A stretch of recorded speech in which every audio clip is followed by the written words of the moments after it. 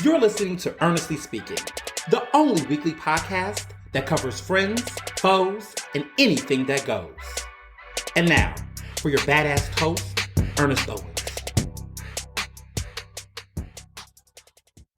And we're back for another episode of Ernestly Speaking with your host, Ernest Owens, myself. Well, we are officially in October, and I am so excited. This is my favorite month of the year. It's my favorite season of the year, which is fall, and it's also my birthday month. So, of course, all of these things make sense. As I'm recording this podcast, I'm in Brooklyn, New York, just wrapping up what has been a major milestone in my career, which is being featured in the Brooklyn Book Festival.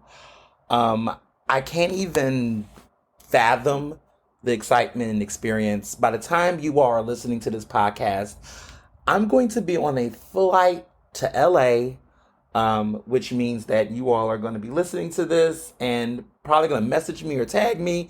And if you don't get a heart by me, it's because I'm on this long ass flight to Los Angeles because the book tour continues at USC bookstores. You all know University of Southern California is my alma mater.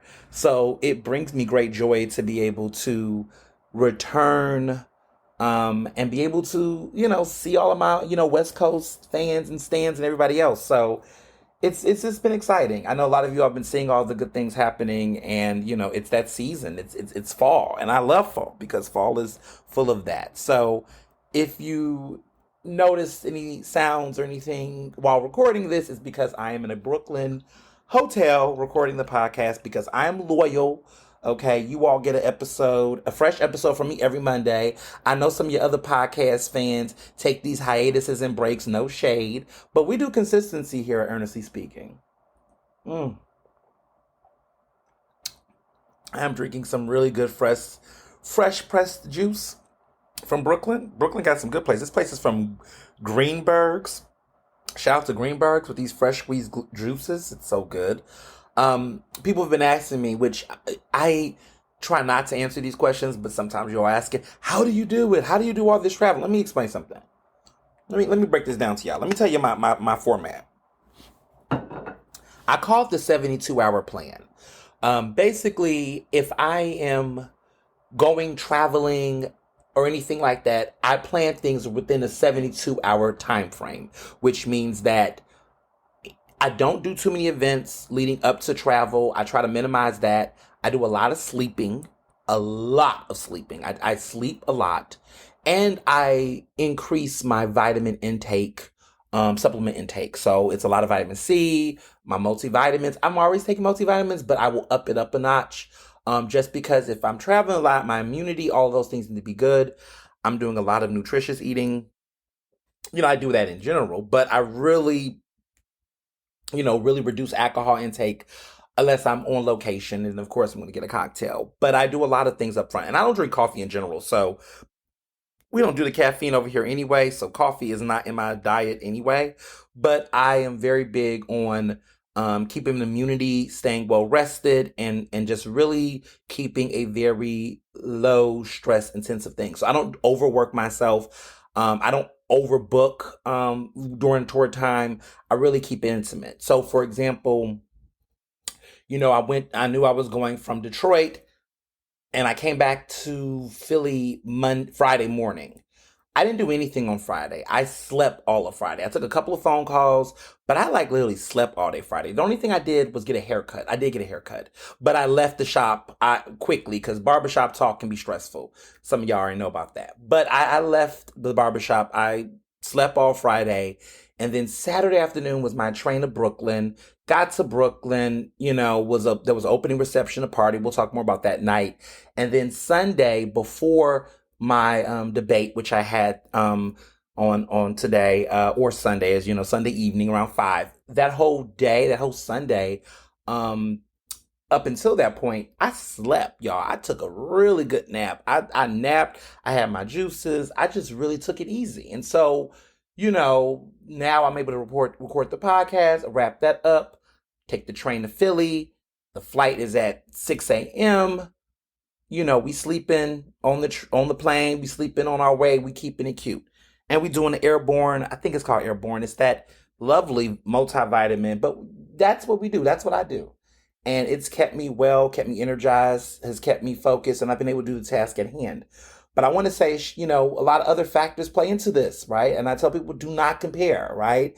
I am an able bodied person. I have no children. I am young.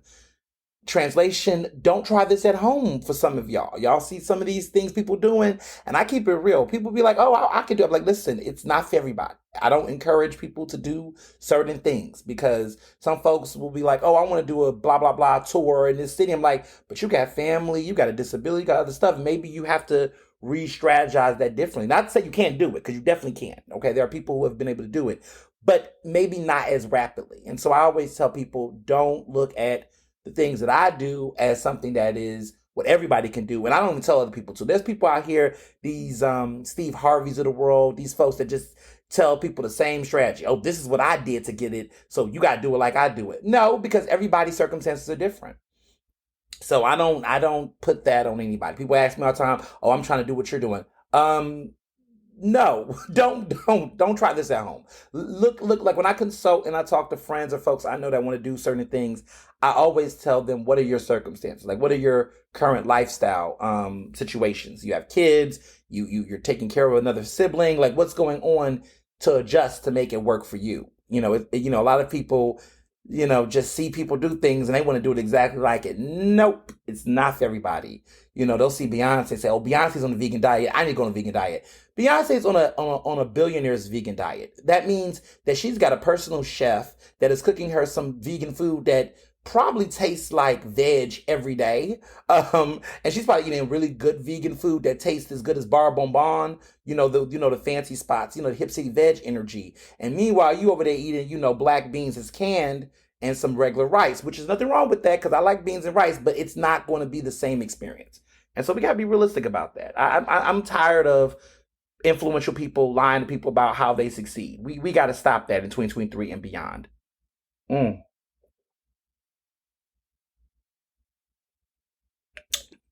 Oh, that's some good juice. That is a really good juice. Oh my God. I'm a fan. Okay. Um, so there is so much to talk about. So much to talk about. But I always give you my update about what's going on with me because there's been a lot going on with me in these streets. We're gonna talk about that documentary, how I really feel, because I know some of y'all saw that my notes on the documentary was like, "Ooh, was that a good review or a bad review?" It's complicated, y'all. It's complicated. So let's get into it. Book tour's been going great. I was in Detroit earlier this week. Had a really great time in Detroit. Detroit was really good to me. Shout out to friends that show me around the city. My good friend Paul Edward Smith, who is used to be in Philly but now lives in Detroit and loves it. He took me around the city. I went to a place called Lantanera, which is not, it's Italian, and it had the most impressive cocktails. Like, they were doing cocktails at a level that I was never familiar with. I was like, oh, these cocktails are popping. Like, you all are doing it in a way that is good. There's some places in Philly who that try to do these smoky cocktails and cool bubble cocktails and all that stuff, but they just don't have the technique down. And this place did. So I was really impressed with that. And it had some great pizza. Detroit style pizza, it's good. Now, I know down north in North Philly do their own Detroit style pizza. And quite frankly, I must say it's kind of similar. They do a pretty good job of matching the Detroit energy. But Detroit has their own style and I like it. Nothing like Chicago, but these are two different types of pizzas. So, Detroit style pizza is a little bit more bready. Chicago deep dish pizza is like a pie that's like loaded with great red sauce and toppings. But, they're very different. And New York, we're just not even going to discuss New York pizza. It is what it is. Um, I went to a great restaurant called Ladder 4 Wine Bar. That is the New York Times best restaurant listee honoree. I've been doing that every time I go. I could not in New York. New York always overbooked, so I couldn't have a time in New York. Maybe we'll see what's going on in LA. But I got a chance to go to this restaurant. It was a wine bar. It was phenomenal. Great food, but they only serve wine, which was good. I think my fave Amanda, she would like Dr. Park. She would live for this place. Like they just had nothing but wine everywhere. And I need to post the pictures. I've been so busy that I haven't been able to post these pictures. But they have a whole wine bar, and you could try the wine, and they even let you just sample wines like throughout the night with food. Like you could just look at the menu and just say, "I want to try this," and they'll let you try it, and they'll give you like a real pour. Like this place gives like generous pours, and this is some exclusive wine that you can't get anywhere else. I was impressed. Very, very great place. If you are in Detroit and you are looking for a different experience out of the norm, but also fun and great, Ladder 4 Wine Bar. Like literally make a reservation.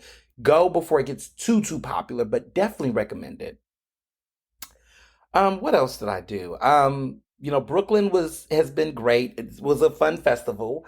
There'll be more to be said about my debate that I had, which was interesting. I was in the Brooklyn Law School, which was really fun. It was a lot to take in.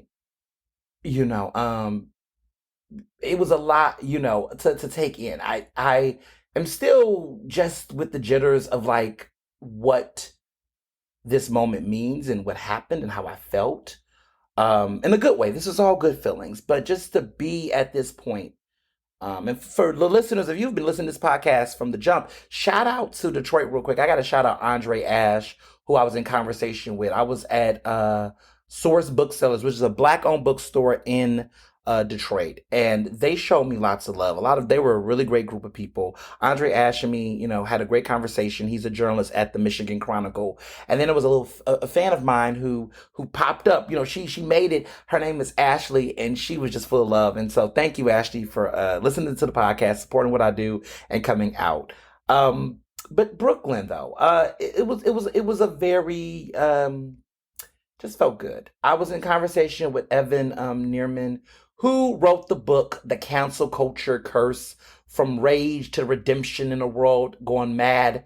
And we had a moderated conversation or debate, it was a debate, to be honest, with Catherine Lofton, who is a professor of religious studies and American studies at Yale University, who has her own interesting take on cancel culture as well. But the conversation was everything. And C-SPAN, Book TV filmed it. So when it gets on YouTube and it comes out, I'm going to share it with you all. But I did my thing. I laid it on the table. And it was just good to be at the Brooklyn Book Festival in general. There was a lot of great people that were there. Roxane Gay. I got to meet Robert Samuels and Tolu, who won Pulitzer Prizes for that book. His name is George Floyd. They were here in conversation with Wesley Laurie, who's a known journalist, at the book festival. They were there. It was a lot of great conversations had. I didn't go to the early stuff because, like I said, I was napping and resting. But by that 4 o'clock, my presentation was at 5. That 4 o'clock hour, I popped in a little bit to see what was going on. But it was such a good time, and everyone was talking about how there was a flood in Brooklyn. And let me tell y'all something. Listen, people was sending me a bunch of like DMs of like the flooding in Brooklyn like on Friday, and I'm looking at them like, y'all, this is New York. New York don't play that. Like, I don't know why people listen. If this was in Philly, my shit would have been canceled, no doubt. But this is New York. Like, New York City don't play when it comes to sewage issue. There's too much money in New York for them to be underwater for days on end like that. Nah. When I got to Brooklyn, I was walking in these streets. It did not look like Atlantis, okay? It was popping. It was really popping. There was a reception at the New York, I think it was the NYU School of Technology, and I was with my bestie Abel. We hit the street, we went out. It was a good time. We had a really good time. I definitely did a lot. I did a lot. So we went to this restaurant called Chino Grand in Williamsburg, or Chino Grande, which is like a Latin fusion. It's like a Latin fusion with Chinese food. The food was great. The cocktails were even grander, and we stayed for karaoke. He didn't do karaoke, but I did. I did do karaoke, and I was being shady. I sung As It Was by Harry Styles with vocals live, and I did a pretty good job. I mean, I sung better than him. The mic was on. And let me tell y'all something. The first part of the trip, when we went to Williamsburg and Brooklyn, the dinner was really chill, very vibe. We were the only black people there, but the food was good. And we was like, okay, we'll stay for karaoke. By the time we got to karaoke, that place turned into a whole nother gentrified situation. They were singing songs I ain't heard in years. I can't even remember. Like, listen, they were singing Torn on karaoke. First of all, it was a bunch of depressed millennials. They were singing all these depressed ass songs. I was like, like we ain't gonna wake it up a little bit. But then when they started playing the upbeat songs, they were offbeat. They sung September. I guess it was the last day of September, so that was appropriate because we was like there, like at the cusp of the Saturday night before October 1st. And I was sitting there looking like he's singing September, this white guy. And then they started getting jazzy. They sung one of these Spanish songs that's a hit. And these two white girls were singing it in Spanish, and they were trying to vibe. First of all, they were offbeat, they were off key. Their Spanish was proficient, but I was like, why? Why did you choose that song? And then it gets awkward, right, at these type of karaoke, especially in gentrified land, Brooklyn, where the people are singing the songs and like they're singing songs that got little slurs in them. You can't say that. You can't say that. They were singing, because you know Beyonce likes to drop the N word in some of her songs casually. And I was looking with bated breath, looking like, you ain't about to do that. You know, there's like, even though there's like two black men here, and we the only black folks here, don't think that it ain't that the two of us is not. It only takes one. It only takes one, baby. Okay, and I got a cell phone, baby, and I'm the one, honey. She must have didn't. No, she was getting a little nervous. She didn't say. She didn't say it though. The full transparency. No one said any of the N words in the songs they sung, but they were giving a heads up though. Okay, because we were sitting there looking like, I want to see if you gonna say it. They didn't say it though. They kept it cute and appropriate, but it was just very funny. And then I went back to my hotel and it was a night. But I had a good time. It was great to be supported by friends. You know, Abel and I, of course, you all know we were college roommates at Penn. They're now at Columbia Law School now. Such an overachiever. Y'all think I'm the smartest one in the group. I'm the more strategic one in the group. But he went to Penn for undergrad. He got a master's degree at Harvard in education. Now he's getting a law degree at Columbia University. Like, he's just such the overachiever. The group, three Ivy League degrees. And of course, he was Barry's best man in our wedding because they also were roommates after I graduated. And they stayed intact. And, you know, we're just all like friends and just doing great things. Look at that. Black men achieving. I'm proud of us. Um, so yeah, I had a good time. Brooklyn was good to me, and it was just so much great conversation to be had. In LA, I'm super excited about LA. This is my second time this year I went to LA. Last time I went was for the Grammys, of course, and you know y'all remember how that went down. But it's great to be back at LA. I'm looking forward to the conversations and the travel and everything.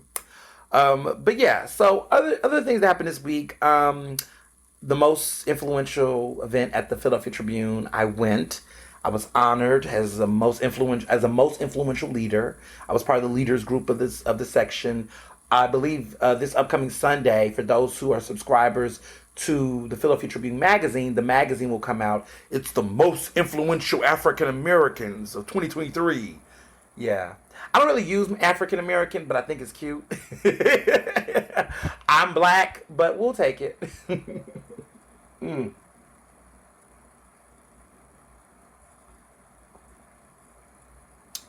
I'm sipping on this juice and falling in love. So places I went this week in Philly that I liked. I went to Wilder in Rittenhouse, which had a very great lunch selection, but their dinner was really good. A lot of people have been talking about Wilder since it opened earlier this year, and I hadn't had a chance to really go and really taste the full spread, but I was very impressed. I really like their pizza. They have a really great seasonal pasta selection that's great. Their other appetizers was good. I had a tartare on toast that I couldn't finish because it was so massive. I even took leftovers home. I rarely do leftovers, y'all. But I was like, some of this stuff I think Mr. Johnson's gonna like. So yeah, he very much so did. Who else? What else was going on? There was something else that was great.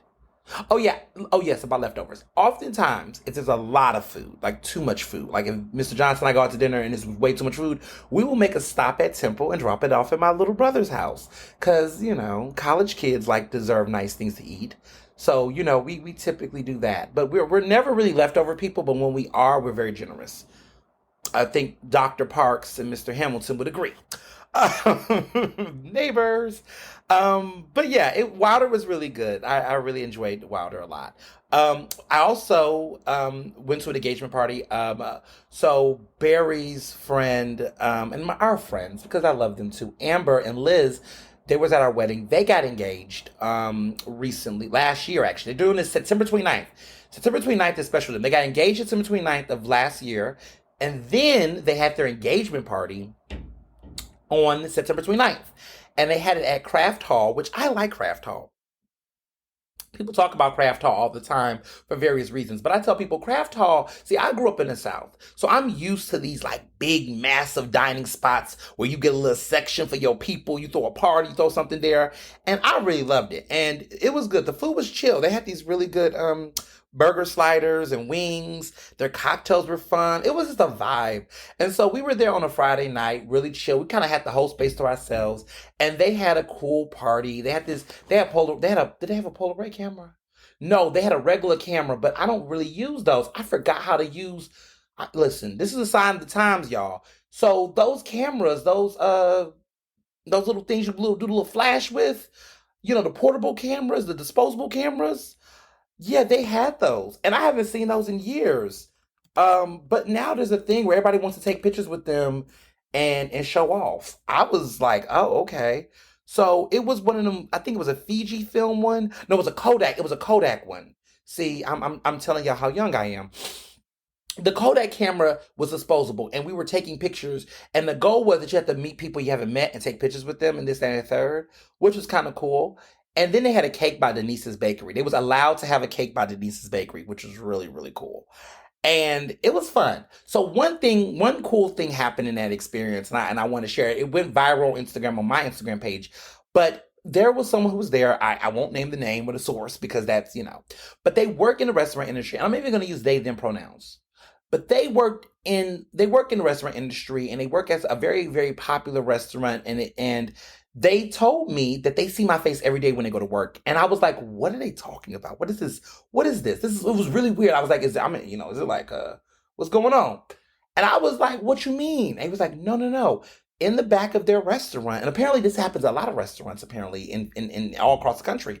But there's like these walls, like a wall of fame of notable faces that if you see this person, you offer them things, you give them utmost service, alert people. And in some cases, these servers who recognize and identify the person properly, they should, they'll get a raise, they'll get a tip, they'll get like a tip or something for spotting the person at the restaurant. So apparently I am in that restaurant and several restaurants owned by this restaurant chain in the city. And so people will recognize me. And now it started to make sense to me that when I've gone to certain places, I get spotted. And it's not even with reservations. There used to be a time, and I've talked about this with my friends, where I don't sometimes put the reservation in my name. So when I'm going out with my friends, like Chris knows who he is. We go out to dinner a lot or lunch. Sometimes Chris will make the reservation. And I won't go. I mean, I won't make it. He'll make it, and we'll meet up. And then once we get there, then I get identified, I guess. The whole energy changes. Like, people are just super, they'll throw in extra things at the table. They'll give samples of things. And you just be like, where is the generosity? Is this coming from? And so this is making more sense to me. I didn't even know. I know now. I kind of want to go to this restaurant now because I want to see if it works in effect. But I have to go with someone that's like will be fun. Like, I think I'm gonna take my brother to it or something. But like, I was very tickled by it. And it was just very just like, okay, that's cool. That's cool. We've made it. But yeah. But then lastly, before I get into hot topics, because a lot has been going on, of course, and I cannot delay. I did this great sushi suite. I did a tasting. I was the first to do a tasting. The 17 course omakase at Sushi Suite, which was delicious. Sushi Suite was incredible. Now, this is the place at Fishtown, at Izakaya Fishtown, which is on 18. I'm going to be accurate with the address because I want y'all to know. It's 1832 Frankfurt Avenue. And they have a reputation for having some incredible, impressive sushi. Like, they have some of the best sushi in the street, in the town. Like, this place is known for their sushi. Fishtown Zakaya. So the back room used to be Kevin Yanga, who now has left that location. It was called Omakase by Yanga, which was inside of Izakaya Fishtown. It used to be called Izakaya by Yanga, but then they changed to Izakaya Fishtown, and then they had an Omakase or whatever that was there, like this. Which Omakase is basically a really fancy, exquisite type of tasting where you try various sushis at a ridiculous price, and you can devour, right? So this place is grand. It's just extravagant, and it opens on Thursday. So reservations are now open, and I hear people are booking like crazy. Well, you can read about my journey on at Eater Philly. The story is up online. You can read it. It's an exclusive. I was the first food journalist, writer, editor, all of those things to try it for the first time, and I did it last week. But you'll be able to hear my experience. I thought it was grand. It is not for the meek. Okay, you gotta have, this is baller, baby. This is baller, but it's cheaper than Royal Sushi Izakaya. I'll say that it is cheaper than Royal Sushi Izakaya, which is in Queen Village. So, in Izakaya, that Royal Izakaya, Royal Sushi in Izakaya in Queen Village, it is cheaper than that, but that's not saying much. It is the cost of the sushi. I think it was like $185 per person. Yeah, this is not. Some of y'all might be listening to this right now saying, "God damn!" Listen, I think Royal Sushi Izakaya in Queen Village, that one is about $230 a person.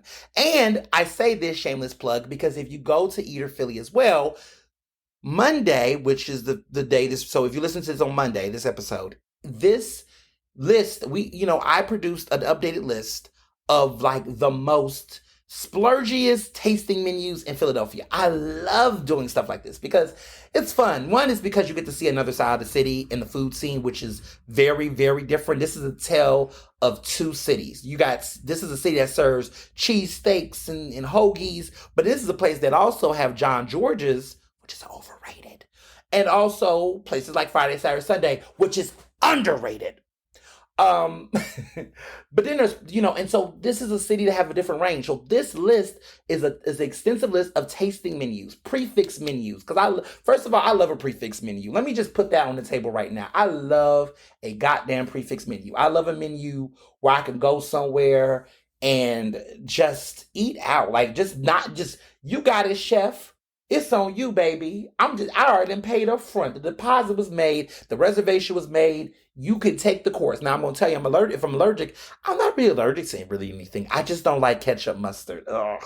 I don't really like condiments on my food, to be honest. Like mayo, sometimes light, but not on everything. I don't like relish. Barbecue sauce is not, to me, a condiment. It's a necessity when you're eating stuff. Now, hot sauce, to me, also is not a condiment in my head. It's a necessity for things like fried fish and things that's fried. You have to have hot sauce, in my opinion. Tartar sauce, I don't like. Cocktail sauce, okay, maybe with shrimp every blue moon. But I'm really not a condiments guy, fun fact. And when they ask me what I'm allergic what I'm allergic to at restaurants, I will always say, no ketchup, no mustard of any kind. I just hate it. I just feel like it ruins food. A1 steak sauce, you don't need that shit. Like tartar sauce, really, maybe, I guess. But I'm not really a condiments person. Like, I really don't like condiments. I don't need them. I feel like maybe this is a little, maybe I'm being a little extra right now by saying that. I feel like if I go to good restaurants, if you cooking the food the way it's supposed to be, you shouldn't have to douse it and all that type of stuff. Personally, I feel like if you are at a good steakhouse, you don't need an A1 steak sauce. If you are having a really good juicy burger, why would you put ketchup and mustard on it or anything? Ugh. If you're getting a really good kosher hot dog, if you're doing chili and cheese, knock yourself out. Maybe a couple of fresh onions, sauerkraut, optional, maybe. But I don't know. I just really don't want to douse things in things. I really like to try it for what it is. If it's seasoned right, marinated right, cooked right, you don't need to put a bunch of stuff. Like even with cheesesteaks, I hate ketchup. I don't want any mayo. I just want the cheesesteak with the fried onions and the peppers. I don't want anything else on it. Don't do anything else. Hoagies, we could do a little oil and vinegar and salt and pepper, light mayo, maybe, but not necessary if it's really done well. That's just me. I know some of y'all are like, oh, hell no, I gotta have this on my this and my this. Same thing with fries. I just want the fries, a little bit of salt and pepper, knock it out.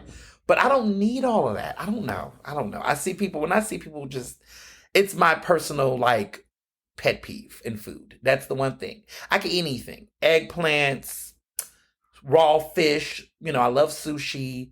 What else do I do? I do tuna tartare. I do ceviche. I do all the raws, all the. I do. I don't mind anything. I'm very open to eating different things. Um, like even with oysters. Like I don't want to put a bunch of stuff on oysters. I get people that do it. I just feel like you're killing the taste. Like I like the fishiness of an oyster. Like a little bit of lime. Okay, a little bit of lime. See, I'm like that with a salad. Like salad, I do like salad dressing, but even there, lightly. But like lemon, you put lemon on. A little sprinkle of lemon, a little bit of that megranette, that vinaigrette, a little bit of that maybe on it, but not so much. Like I just like to eat things as they are or as it was. But yeah, that's just random. I don't know where I was going with that. Oh, yes, that that this list, I have also a list coming out, also out Monday, alongside this this review on well, not review, but this report on Sushi Suite. That story's out, going to be out on Eater Philly. And also this list of these prefix menus. And every prefix menu we did, that was extravagant, because a lot of people that's doing prefix menus. These prefix menus has to be over $125 per person, because that's, to me, splurging. Like there are some great restaurants like Her Supper Club, a lot of these restaurants that I think Little Fish, River Twice, they do tasting menus that are under $100, which is really good. There's a lot of good restaurants that do tasting menus under $100. This is a splurge list. So before you all start saying you're missing this, you're missing that, I hate when they do that in the comments on the Eater stuff. They be like, you missing this place. Maybe I just didn't like it. Maybe it just wasn't worthy to be on the list. Maybe there was not enough slots and it wasn't in the top 15 or the top 10 or whatever it was, right? So sometimes, I have to make editorial decisions, and people get in their feelings. They're like, well, you didn't try this. Well, listen, our taste is different. Like, child, somebody was like, one time I did the crispy, crunchy chicken list, and somebody was like, you missing Wishbone. I'm going to keep it respectful with Wishbone, because it's not Wishbone's fault, because it wasn't Wishbone who said it. Somebody else, a Wishbone stan, said it, and I don't get in the comments. I really don't get in the comments, y'all. I don't read the comments either. I mean, sometimes I might peek. I peek sometimes because, why I peek? Because they'll tag me or they'll tag the publication, so then it sends an alert and I have to look. But then other times I'm just like, I'm not reading the cesspool of nonsense. Because I know how Philly gets. It gets really silly and Philly in these comments. And it gets really filthy in Philly in these comments. Actually, it gets filthy in the comments. Some of the stuff people say, I'm like, you wouldn't say that to me in person. You wouldn't say that to most people. You get real, these gangster Twitter X fingers, whatever people be having online, because sometimes I do get a little crazy. I click on the profile and look at the person. I'm like, you know what? They only got a mouth and hands for Twitter. They don't got it in real life. And I'm not violent. I don't fight. Let me clarify. This is not endorsing or encouraging violence. But yet and still, there are people that get on these social media sites with all this energy, and you look at these pictures, you be like, you know what? You know what? Let me stop. But anyway, these, tasting menu. This is a tasting menus. These are prefix tasting menus that are over $125 per person. I think the cheapest one was $125, and that was Roxanne BYOB, which is a very brand new concept that came out this year. That was the cheapest one. But everything else, a lot of these places are like $185, $200, $250, $300 per person. It's some big ones on there, y'all. Like, it's fun though. But just check it out. Maybe this is the place you go for an engagement, a massive job promotion, a PhD elevation or a graduate school elevation of some kind. Or, you got it like that and you just want to take the lady out or the gentleman out or yourself out for a good time. There's plenty to do. This week at Eater Philly, I'm doing fun stories about all types of cool things to do. We're doing a list of places to dine alone, which is just hilarious to me. But not hilarious, because sometimes I do like to eat alone. Did I go somewhere recently and I ate alone? I'm trying to think. I've ate alone a couple of times. Sometimes I just need that like peace of mind. I just need to be somewhere cozy in the back in my phone, reading messy messages and crazy Instagram posts and just rummaging in my head and just eating a good sandwich or something where I can stuff my face and not have to be seen. It's nothing like that, because a lot of times, like I go to my office at Pipeline and I'm upstairs, I take me a really good sandwich or something, and I need to chaw down. I need to chaw down. I need to just eat my way through. So, just putting that out there. Um, oh, what a fun scenario. So, into the topics, because there's some stuff that is not as fun. So, after many years of serving in Congress, I mean, we're talking a career that's over what, 3, 4, 5 decades probably. Dianne Feinstein has passed away. She is the senator. She's a senator in California. She's legendary. She's passed away, and I feel like we talked about her a while back, about her, her role in politics, and it's she's an icon. She's an icon. She's been in politics. She's 90. She died at 90 years old on September 29th. But she's have served, in politics since, she's been in our position. She's a leader within the Democratic Party. She served as the mayor of San Francisco. She was a senator from 1992 until her death in 2023. She was a senator for over 30 years. But her political background has been decades, and she's one of the most senior members, and it's a big deal.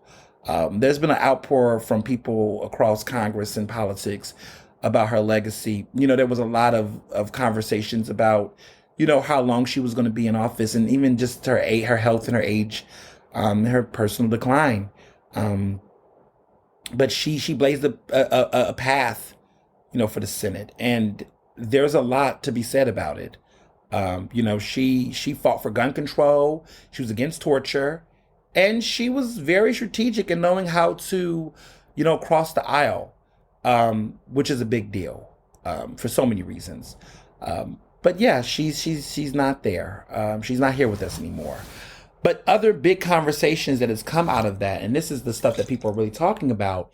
There's been this long conversation about, well, who's going to replace her? Because now Gavin Newsom, who is the governor of California, he's got to pick somebody to replace her. And if that person he picks replaces her, who's going to be, who will that person have aspirations to continue to see after the term? These terms for U.S. Senate is 6 years. You get 6 years in the Senate. So there is, there's something to talk about when it comes to tenure.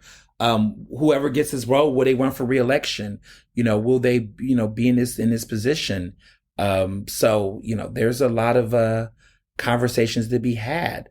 I don't know. I've heard, there's all types of rumors that are swirling, and I want to say rumors because who I'm going to discuss that's being talked about, this is already starting right now. We're already seeing these kind of conversations take place.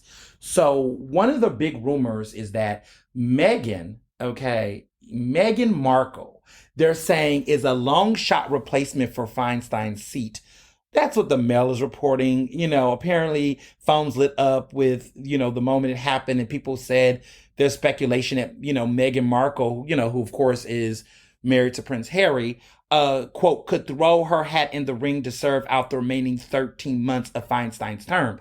So Feinstein only has technically in his seat a year and a month because, the 2024 election, I think she planned not to run for re-election. So the seat was already going to be open. But now Gavin Newsom has to choose her replacement until the next election is held in November 2024. Now, he said, now he will have to choose a replacement. And so, therefore, there's no special election that's going to happen for the Senate seat. The next governor gets to choose it.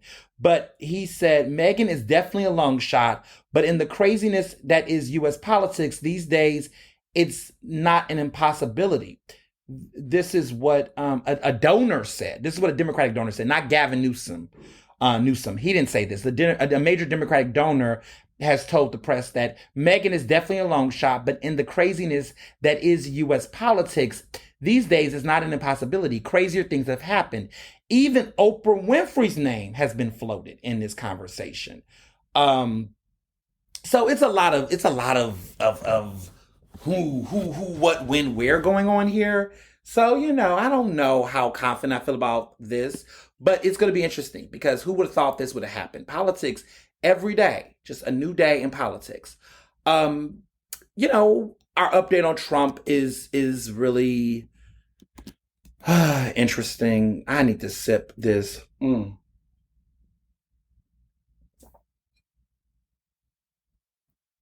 So, one of the things that have come up is that there is a witness list. There's a $250 million civil fraud trial that is starting next week. Former President Donald Trump, sued the judge presiding over the case. The judge is named Arthur F. Egeron, and he is aiming to pause the trial that will begin as soon as Monday, right? The appeals court has rejected that effort, though. They've rejected this effort for him to delay the trial in the fraud case, which is going to be a big deal because he is still currently running for president. There is a civil fraud over accusations that he inflated the value of his properties by billions of dollars. And, a New York appeals court is basically saying, no, he cannot attempt to delay this, okay? They went in last week, basically, going in on him. Now for those who've been following this case was brought last year by the New York Attorney General Letitia James, which you all know that Ernestly Speaking is a big fan of Letitia James. I love her. She's just dope. But she said that Trump exaggerated his net worth in some years by as much as $2.2 billion. And he did this as a way to allegedly obtain favorable loan terms from banks. But the Justice Egeron struck Mr. Trump a heavy blow. He found him liable for fraudulently overvaluing his assets and basically stripping him of control of his New York properties. It's a lot going on here. And the New York Times has been reporting on this, several other media outlets have. But it just goes to show you that Trump's value, man, is getting real. And I keep telling people the interesting aspect that black women from Georgia to New York are, and lawyers and legal people, right? That they're playing a massive role. You got Alvin Bragg, who was in Manhattan. Black people in law has been not playing with Trump. Trump is getting what he deserves. I think people are just fed up with the antics. And also people recognize that this situation is going on too far. Like, something's got to give. Something's got to give. You can't tell me this man is going to get away from this completely scot clean.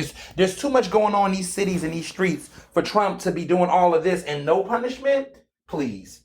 I think that's part of the reason why people have been very cynical of the justice system, because in a country that can let police off for extrajudicially killing black men and black and brown women and folks, you can't tell me that there's nothing that can be done to hold this man accountable.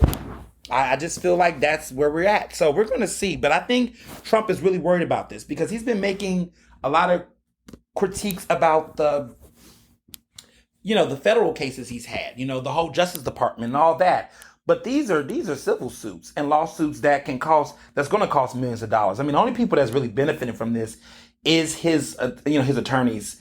If they're getting paid, I think they're getting paid. Hopefully they're getting paid. He's been having to make a lot of shuffles and moves around that too. So, it's been an interesting period and era for sure.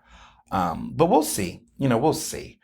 The GOP debate, honestly, y'all, it was boring. This is the second GOP debate that took place last week. I watched it late because I had Detroit and my book signing, but I went and watched it. I don't really know. I just feel like as Trump's popularity declines, I'm hearing that Republicans are looking for an alternative. They're looking for another voice, another person that can shake the race up. And, look, a lot is going to happen between now and November, but it's becoming very obvious, I think, everybody involved, that this current slate is just not bringing the heat. I'm just so glad that I'm in a position where I could say I was right when it came to the shit that was going on with Ron DeSantis. Like, Ron DeSantis is just so dry. Like, he's getting drier. He's at the point where he's just as dry, if not drier, than, the former vice president, Mike Pence. Like, Mike Pence even feels dry. Now, I will say Nikki Haley, which I want to correct something I said last week. So apparently Nikki Haley's family, because I thought she was mixed.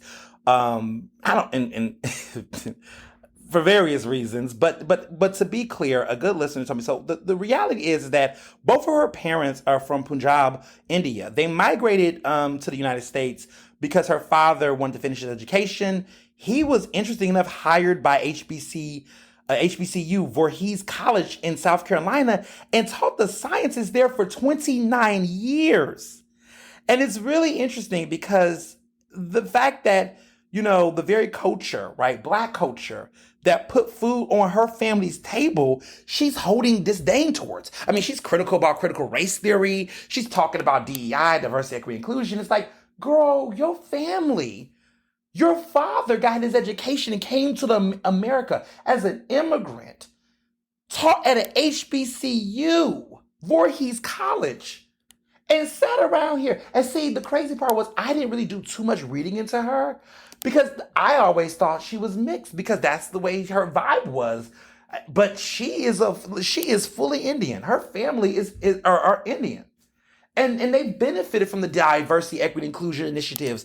One could argue and wonder if her father, because of racism in America back then, right, couldn't probably get access to teaching at a predominantly white institution. But someone like her is walking around here like slamming the very institutions to which she's able to be the woman she is today. So she's making an appeal. She's trying to be the reasonable candidate in this. Tim Scott, I don't know what's going on with Tim Scott. I don't know what Tim Scott doing. Tim Scott is out here beefing and arguing with Nicole Hannah-Jones about the impact of slavery. He's criticizing Lyndon B. Johnson's diversity inclusion programs and education integration, which honestly is like, see, this is the thing about it though. I don't get no excitement arguing for free. Let me emphasize for free. I don't get any benefit arguing for free with a bunch of random politicians that want to put out their claims. Nobody believes anybody because everybody is acting like they know what's best. And then this is why we have the problems that we have. But to be real, I don't see any of these candidates, in my opinion, rising to the top. I just don't see this growth. I don't really see it, and I don't know what's going to happen. But honestly, even though I know people are hard on Biden, and I get the critiques about Biden, clear, trust me, I do. I don't see anybody in this group beating Biden, though. I don't see that because they're just not getting the type of appeal. And everybody's waiting on what is going to happen to Trump to decide what to do next. But there are conversations being had politically about this. So I'll say that. In other lesser important news, but still news I guess we have to talk about, Fetterman has to wear a suit again, y'all. So they have now rescinded on that whole dress code policy. There is now going to be a dress code policy in the Senate. Some of you all really care about respectability politics, and so now there will be an expectation for men in the building, in the Senate buildings, in the Capitol buildings, in that regard. They need to wear a suit, which includes a jacket, button-up shirt, and presentable. So Fetterman, and if you're not, you have to actually do, if you can't inside the chambers, you have to wear it. If you don't, you have to be outside of it. So Fetterman has agreed to put on a suit in certain cases where he's not going to or whatnot, he's going to be outside of the chambers doing the business. It's so stupid to me, to be honest, this whole farce around this. But, it is what it is. It is what it is. So in good news, I guess good news for now, we there's progress. The Democrats have officially stopped the Republican shutdown. There was a government shutdown. We was worried about it last week on Ernestly Speaking. There was a lot of talk about, whether or not, this could be pulled off. Well, guess what? They did. They was able to stop it for 45 days. So for 45 days, we can see a stoppage of this to some sorts. For some sorts. We'll see what's going to happen. But for 45 days, the government is back on. And let me tell you all why this matters. Because for those who get public assistance and government assistance, when the government shuts down, that means that there are families and people that suffer. So I'll tell you about Pennsylvania, because these are the stats that people don't consider. 2 million children, babies, and women would have lost access to WIC, formula and food through WIC. But in Pennsylvania specifically, that is 177,000 Over 177,000 people in Pennsylvania would have been impacted by this. That government shutdown would have also impacted 1.5 million workers across the country. And that is 70,000 in Pennsylvania alone. And so when the government shuts down, it's not just them that get the shutdown. It is literally other groups and people that get harmed by this. So I just want people to know that, there's a lot of conversations about why the government shut down, what does it matter? But this impacts social services in ways that people don't pay attention to, especially when it comes to, city workers, local workers on the ground, and also, programs like WIC. So, don't sleep on the government shutdown. 45 days. They got 45 days to come up with a plan. Mm, mm, mm, mm, mm. Mm. I hope they can pull it off because it's just like, what are we doing? And Republicans right now don't look good with this. A lot of people, the mega extreme Republicans are clashing with the more moderate Republicans, which is wild, right? They even got their own progressives. Like the mega Republicans are the progressive extremists of the Democratic Party.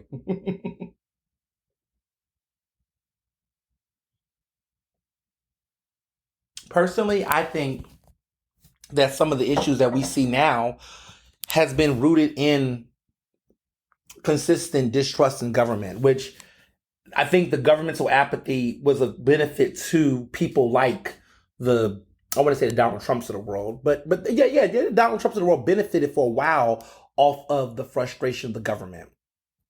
And now that they have a large size of government control and influence, people are starting to fight within their own. They're starting to eat each other alive the way that the Democrats have been doing for a while. But we're seeing Republicans do it. And, Kevin McCarthy, even his situation was messy. I mean, he didn't be key. How many votes it took for him to be the speaker showed you where they were at, but it's still going on. So, yeah. Now in Philly, well, let me back up real quick because y'all asked me about this, and this was really fast. This Jamal Bowen situation with the fire alarm, y'all, what the fuck? First of all, it is embarrassing. It is a little weird. Um, I just don't understand what's going on here. Basically, Bowman, pulled a fire alarm in the House office building, but he says it was an accident.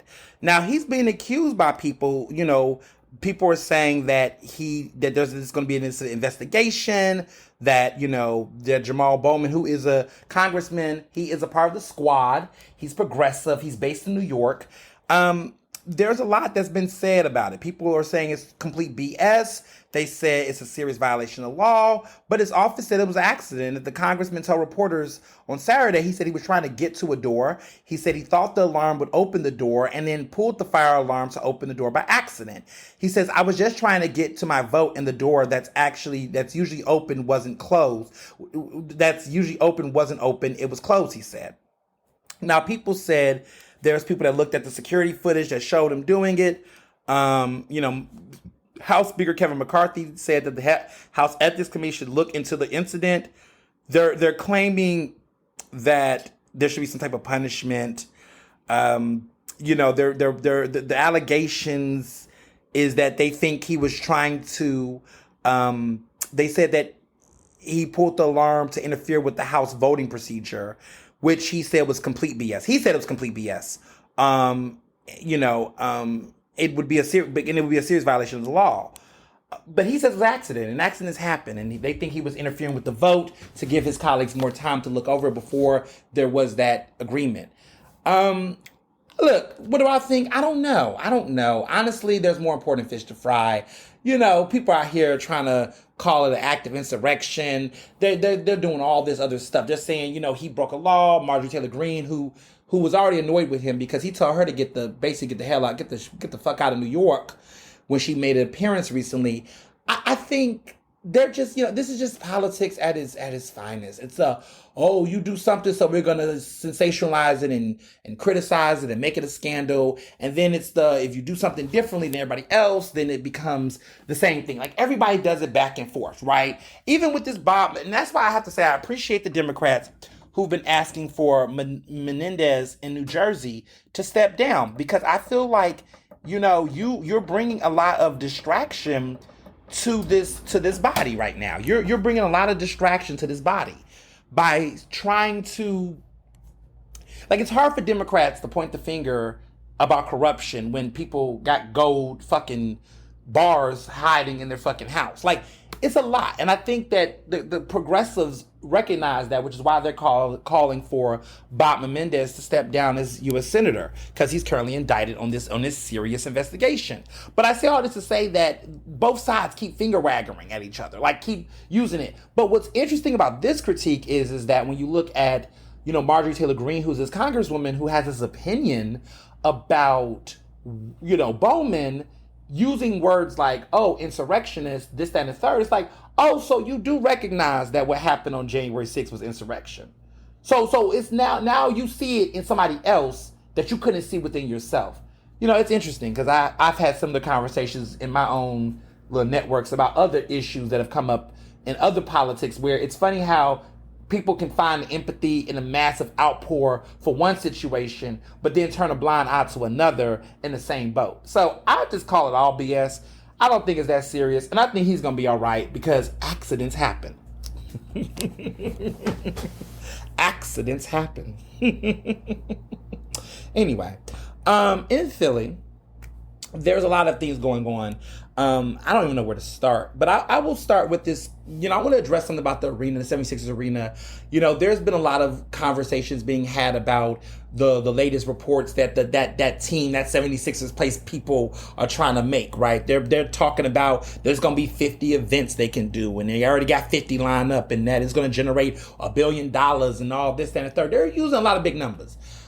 I'm sorry, y'all, but I'm not convinced. I'm not convinced, and I'm not in favor of this arena, and I've made that very clear for a while. But I think one of the things that's being missing out of the conversation is we're just believing what these white men just say off the top. Like, we're just believing what these powerful people say. Like, billionaires are making these promises, and nobody's taking a step back to say, okay, can you actually name them? Like, it's a job interview. So can you give me the pathway to how you think you're going to generate hundreds of millions of dollars? Like, I want to see the real breakdown. And these 50 events that you're claiming, can I hear about 25 of them? I'm not even going to ask for all 50.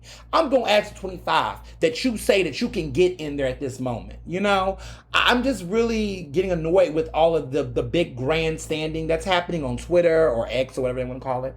I'm getting tired of all of these projected estimates and numbers, because you can't really do that in Philly. Like, Philly is not a city. Like, see, if you make a promise in Philly, you have to make it through and through.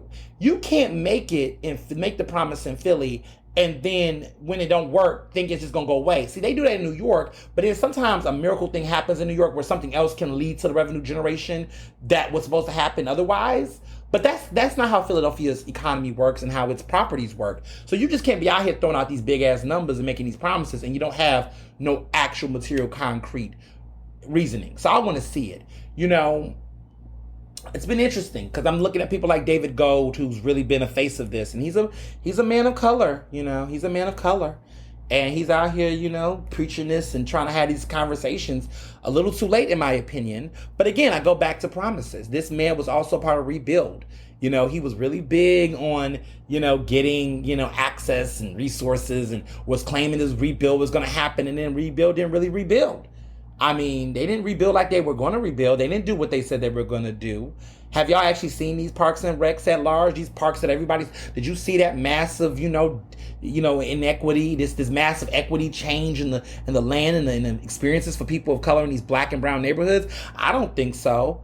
But like, he just kind of, disappeared and slid on out of there real quiet, ran his ass to the 76ers. Now is out here back in these communities, selling the community more bullshit. They find the same snake oil salespeople each time. And I don't know. I'm just not sold. And I really hope that the members of city council and those in power really just don't jump on this as much. But that's just my take.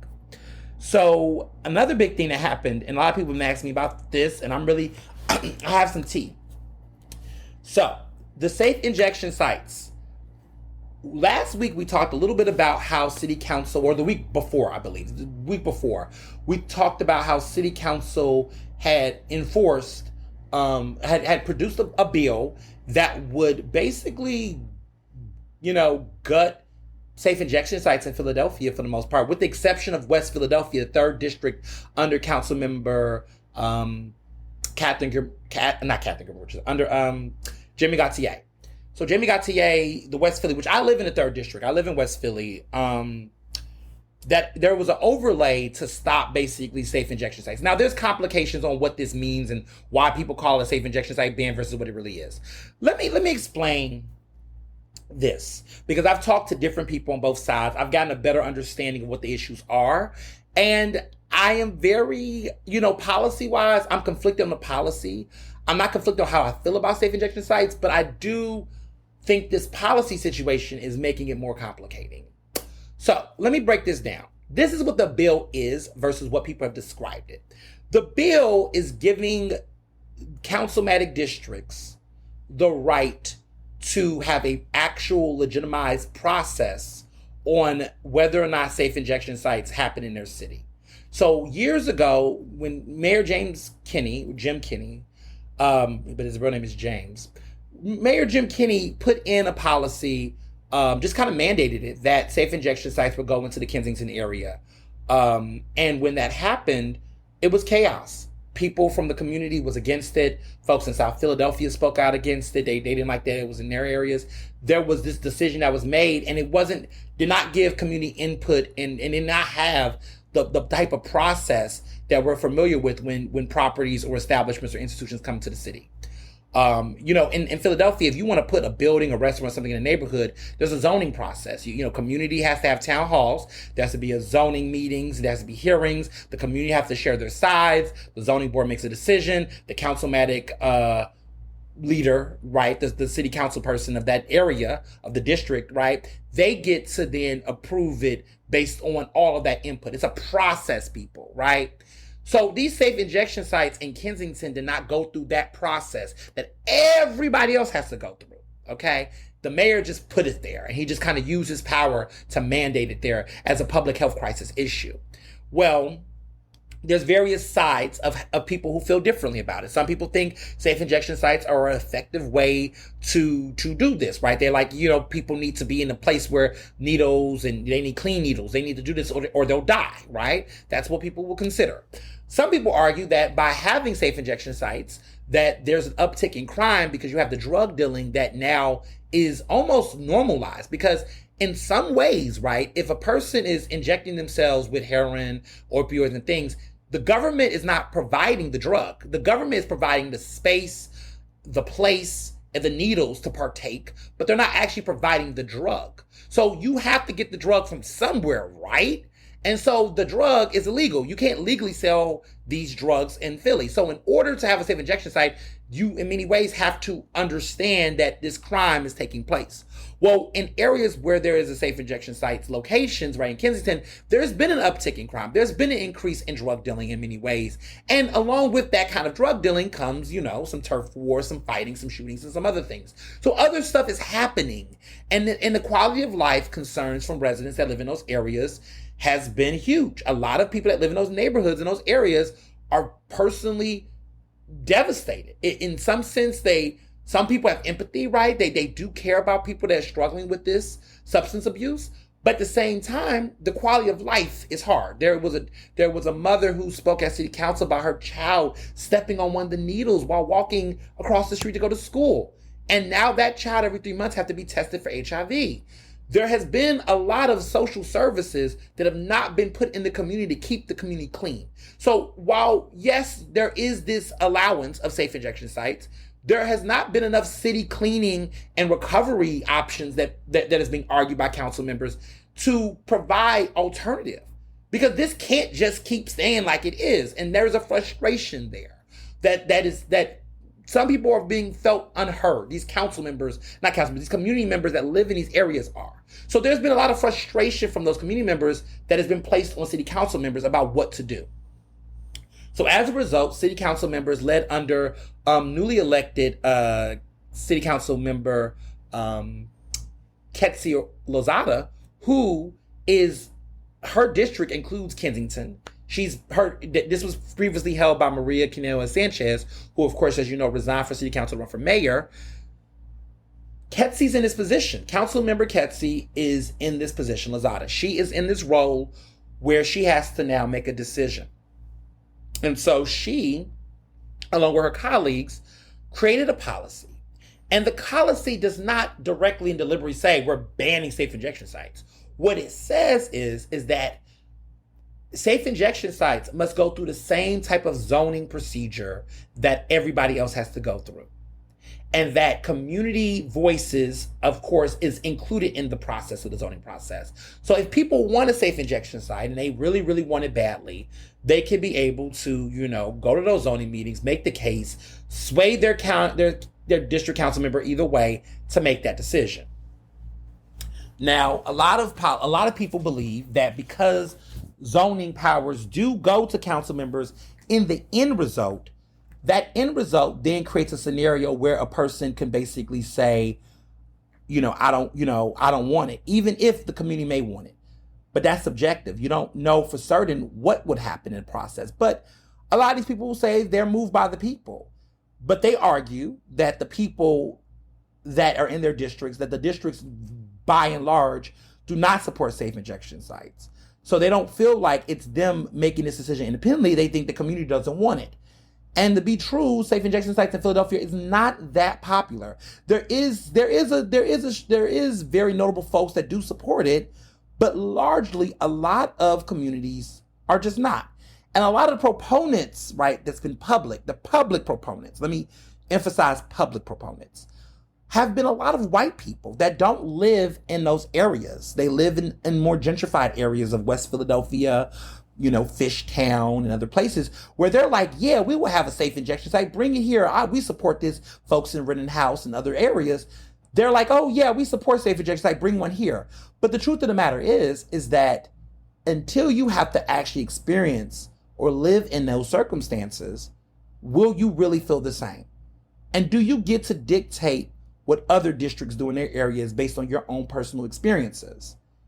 And so now the conversation will go up before them. So if these people who live in Rittenhouse or other places, they want what they want, they could be able to easily make that decision. But arguably, the likelihood of it happening is probably not, because vast majority of Philadelphians don't support safe injection sites. So this was city council members listening to what their constituents want. Some people don't agree with that. Some people have different thoughts, but there's been different reports. Some people say in New York City, for example, that, safe injection sites have created positive results. But there's also reports of Toronto, right? Where in Toronto, safe injection sites, those areas had more crime. There wasn't necessarily improvement on the overall drug issue there. And it created more, quality of life issues for the people that live there. So there's a back and forth between data. Data can be manipulated and skewed to people's liking or disliking depending on how it's done. And so it's really hard to lean on the research. But really, the climate of the community in Philadelphia, it doesn't seem like this is something that people want right now. That's just what it's being viewed as. And so this bill was created to respond to that. And so part of the bill has another part. And the one part of it is that while this overlay impacts all the other councilmanic areas, one particular area it doesn't is the 3rd district in West Philadelphia, which is where I live, under council member Jamie Gauthier. It doesn't, that overlay does not impact her. So she could put, if she wants to put a safe injection site in West Philly, she could easily do so without the same type of zoning requirements if the mayor decides to do it X, Y, and Z. So on September 14th, when council was back in session, the bill passed 13-1. Jamie Gauthier was not present at the time. She was on a vacation to support her son, who won a science award, which is very commendable. She wasn't there. She left a statement, but she didn't vote. The person who voted against it, the only person, was Kendra Brooks, who was from Working Families Party, who voted against the bill.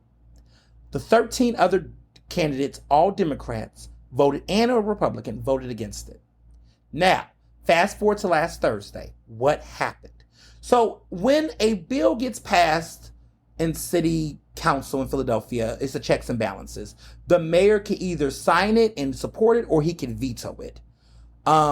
Mayor Kenney, who supports safe injection sites in Philadelphia, who's the one who led the mandate, the one thing people arguably say was good in his campaign during his tenure, one of the good things he did, some people say, he vetoed that bill.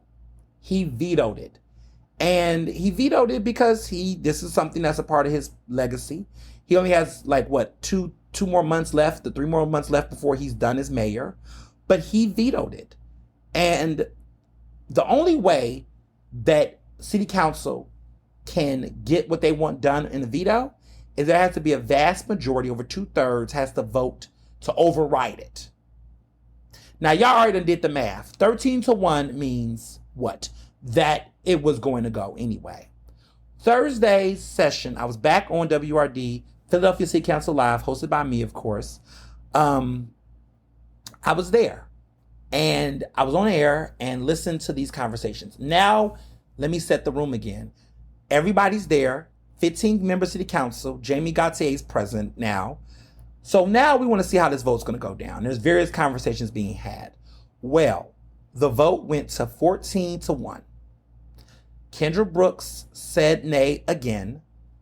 The rest of the Democrats and Republicans, including Jamie Gautier, voted yay. So they overrode Kenny's veto, which means that this law, this bill, is enacted. And that's it. So there has been discussion, lots of debate. There's been a lot of intellectually dishonest things being said. There's been a lot of people accusing people of flip-flopping. People accuse Gautier of being a flip-flopper because they've heard that in certain conversations with committees and wards, she's been telling people one thing, but then she's been doing another. I interviewed on WRD Radio. I got the pleasure of interviewing Councilmember Kelce Lozada about this bill that she led and about some of the misperceptions. And here's what was said. So there's been this perception that this bill fell from the sky and happened within the last 2 weeks and that this has been conflict. That's not true. According to Kelce and according to other members of the City Council, this bill was proposed and was brought around the table over 140 days ago. In the spring, Kelce brought this up to her members of council. She wanted to put the bill up in the spring of earlier this year. They told her not to do it because they said that they felt like it was very controversial and that, during a competitive primary season, putting legislation out like that just could create a lot of drama, right? City council members are running, at-large members are running, these are contested races. And so a bill like that would become an issue during the campaign trail. People would start asking questions like, what does this mean? And who did what? And yada, yada, yada. So it was messy. So they told her to bring it up in the fall. She did. She respected her colleagues' wishes, and she brought it up on the first day session was back in on September 14th. So what I'm telling you is that all of these members of City Council, all of these members, including Gautier, was aware of this bill, understood what it was going to do, understood the context behind it. Allegedly, Gautier has been really, acting as though she just got this information. Because let me tell you why that's the case. Allegedly. How do I put this? There are members in West Philadelphia that are upset that Gautier made our district exempt from the safe injection sites mandate, the new bill. Like, they wanted to be included in the overlay. They basically wanted to have a say. And they're being denied a say right now because the bill, based on Gautier's wishes, carved out West Philadelphia from being in the zoning process for safe injection sites. Translation, there could be safe injection sites in West Philadelphia on any corner of our district without us knowing. It could just happen because that overlay allows for that to take place without a process. So the community wouldn't have the same processes as, let's say, Kensington do now. And so that's a problem. That's a problem. And a lot of people felt like in West Philly it was cut out. So because she's being met with all this political upheaval, Gautier's been trying to act like she's only had a couple of weeks to make the case and explain it. That's not true. I've been in city council for over a decade. I've been in the city council mix. I was a communications fellow. I covered it. I'm now back again. That's not how policy gets done. It's not. It's not how policy gets done in Philadelphia. It takes months, weeks to get conversations going, negotiations, deals. And here's how I know, why I know that wasn't the case the way that she may have been allegedly describing it. Because when you think that Kelce thought to herself, West Philadelphia, we're going to just carve them out. That had to be negotiated with Gautier. And while Gautier was negotiating that, she should have had a conversation with her constituents. She should have had town halls. She should have had community zoning meetings. She should have had a conversation with the community that she was going to do this. She didn't. And so now people are rightfully mad at her. And people assumed initially, based on her previous statement, that she was criticizing her colleague's decision to have it.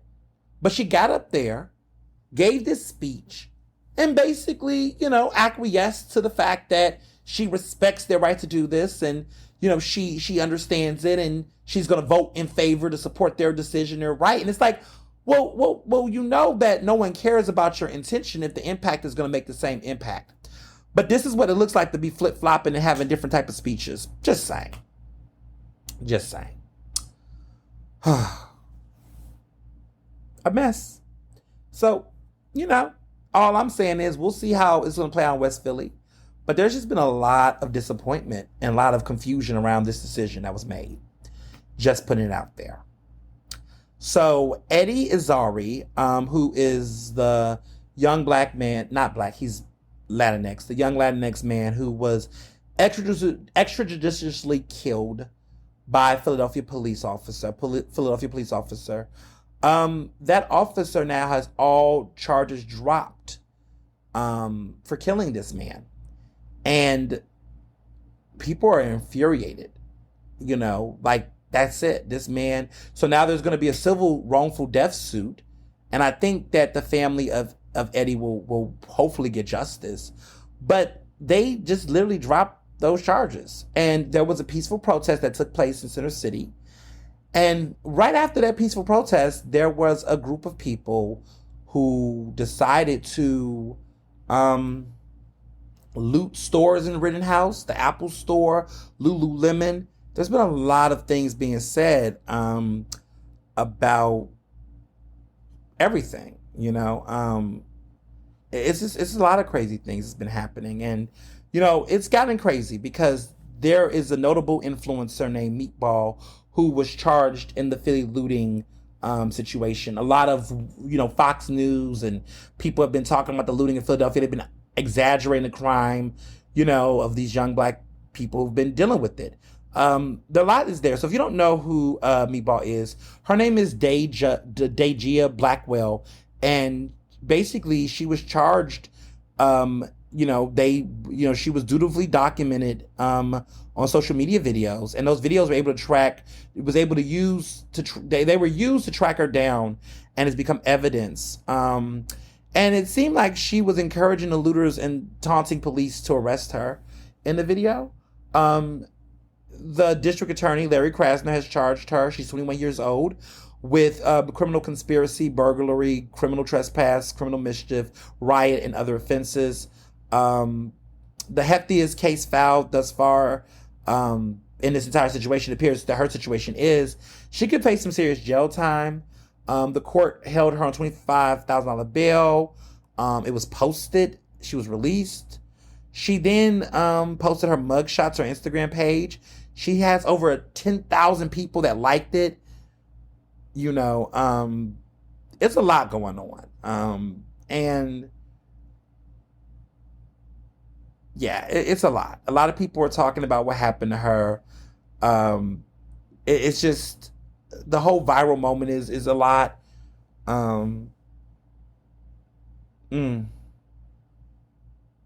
Yeah, it's just a lot, and it's annoying because one, I'm just disappointed. Like, I just don't understand. I'm just really disappointed. Just that somebody did that and made it a farce. Now, sadly, they're going to use her as an example in this situation and make her the face of a lot of stuff that's happening, which is unfortunate. Very unfortunate. But honestly, there's so much more going on in Philadelphia. And a little act, looting isn't good. I don't support looting, of course. But I just hate how that always becomes the conversation in situations where there were people who came for the right reasons and they were not there because of this man. And they used it and abused it to basically create distraction. And so I'm just fucking pissed. I'm just not here for it. That's all I got on it. Been reading some books. This Kerry Washington book, oh my God. Kerry Washington is, first of all, she's not beating accusations about her and her former, Scandal co-star, even though she is married. Yes, Kerry Washington is married, y'all, and she's married to a black man. So y'all gotta stop playing with her. Her husband is a good actor too. He's an NFL player, but he turned actor. He's in that really good film, Sylvie's Love. He was in that. It came out in 2020 during the pandemic, but he was in that with Tessa Thompson, and he was so charming and dashing. He's so cute. But anyway, Kerry Washington's book. Oh my God, her new book it's spicy, y'all. It's spicy. She's telling us a lot about her life, and family secrets and abortion and struggles. I mean, this book is it's one for the ages. It's called Thicker. It's called Thicker Than Water, like thicker than blood, but thicker than water. And she's talking about a lot of stuff in her life.